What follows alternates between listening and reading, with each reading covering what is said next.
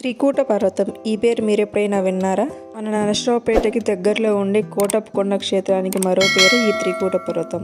ఎటు చూసినా ఈ కొండ 3 శిఖరాలుగా చెక్కు చెదరని రూపంలో కనిపిస్తుంది అనమాట. Hey guys, welcome back to my channel DD vlogs. నేను శైలజ. ఈ వీడియోలో నేను మీకు కార్తీక మాసంలో మేము విజిట్ చేసిన కోటప్ప కొండ జర్నీని మీతో షేర్ చేసుకోబోతున్నాను. సో మార్నింగ్ అయితే తొందరగానే బయలుదేరాం, బట్ క్రౌడ్ చాలా ఉందన్నమాట. కార్తీక మాసం కదా, కింద నుండి పైకి వెహికల్స్ వెళ్ళడానికి చాలాసేపు టైం పట్టింది. సో పార్కింగ్ స్పేస్ లేదని చెప్పేసి చాలాసేపు ఆపేశారు. సో దాని తర్వాత అయితే మేము పైకి వెళ్ళడానికి బయలుదేరాము. మీరు కూడా మాతో పాటు పైకి వెళ్తూ కొండ అందాలను చూస్తూ జర్నీని ఒక లుక్ వేసేసేయండి.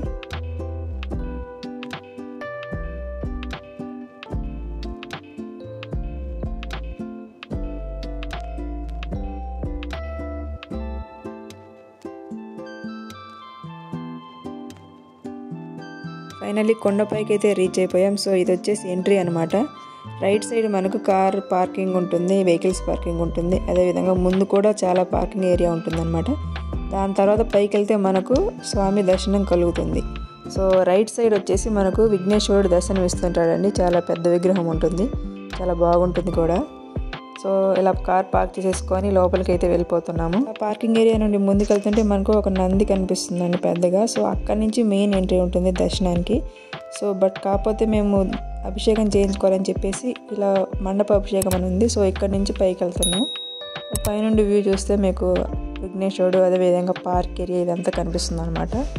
సో ఇదొక స్టెప్ అనమాట. ఇలా కిందికి వెళ్తే మళ్ళీ మనకు మెయిన్ రోడ్ వచ్చేస్తుంది అన్నట్టు. సో ఇక్కడ main Trikoteswara Swamy temple and అమ్మవారి టెంపుల్ ఇలా కొన్ని అయితే ఉంటాయండి. సో మేము దర్శనానికి అయితే వెళ్ళలేదు ఫస్ట్. సో అభిషేకం అనేది లోపల చేయట్లేదు. సో క్రౌడ్ చాలా ఉందని చెప్పేసి పక్కన మండపంలో అభిషేకం చేస్తున్నారు. సో మా అభిషేకం ఎలా జరిగింది ఏంటనేది మీరు క్లియర్గా చూసేయండి. చాలా అంటే చాలా బాగా జరిగింది. మీరు కూడా ఇలా లైవ్లో శివయ్య అభిషేకం ఎలా జరిగిందో ఏంటో చూసేసేయండి.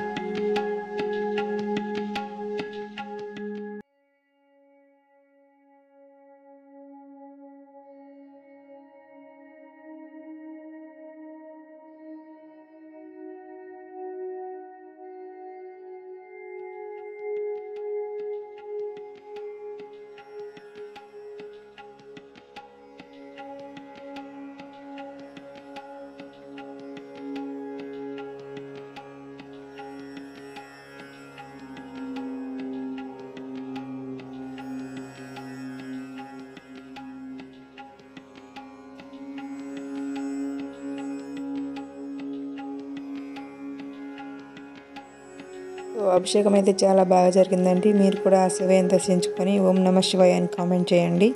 తర్వాత మెయిన్ లోపల గుడిలోకి వెళ్ళేసి ఆ త్రికోటేశ్వర స్వామిని దర్శించుకున్నామండి. సో ఫైనల్గా బయటకు వచ్చేసి మేము కూడా అందరితో పాటు దీపాలు కూడా వెలిగించేసామండి. ఈ కార్తీక మాసంలో ఏదైనా పుణ్యక్షేత్రంలో దీపాలు వెలిగిస్తే చాలా మంచిది కదా.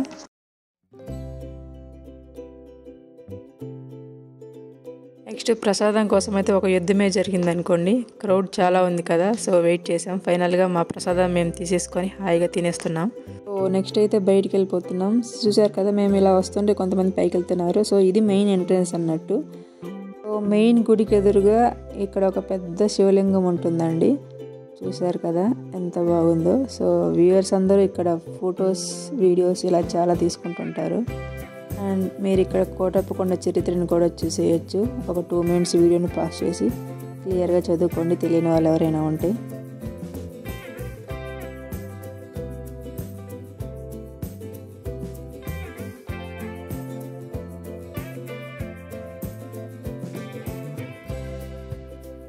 స్టార్టింగ్లో చెప్పాను కదా మీకు నంది ఎదురుగా ఒక ఎంట్రన్స్ ఉంటుందని. సో అది వచ్చేసి ఇదేనండి, గుడి లోపలికి వెళ్ళడానికి. అక్కడ మనకు శివలింగం పెద్దగా ఉంటుంది, దాని ఎదురుగా గుడి లోపలికి వెళ్ళడానికి స్టెప్స్ ఉంటాయి అన్నమాట.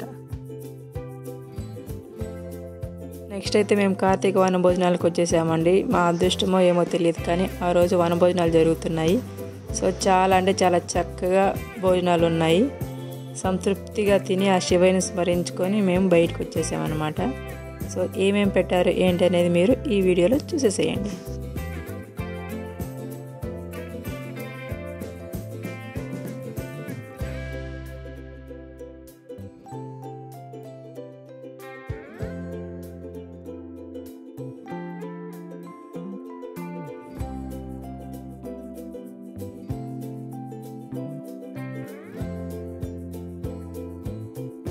భోజనం చేసిన తర్వాత నెక్స్ట్ అయితే ఈ పాయింట్ దగ్గర రీచ్ అయిపోయాం. ఇక్కడ వచ్చేసి ఇది నర్సరావుపేట నుండి కోటప్పకొండకు వచ్చే మార్గ మధ్యలో ఉంటుందండి.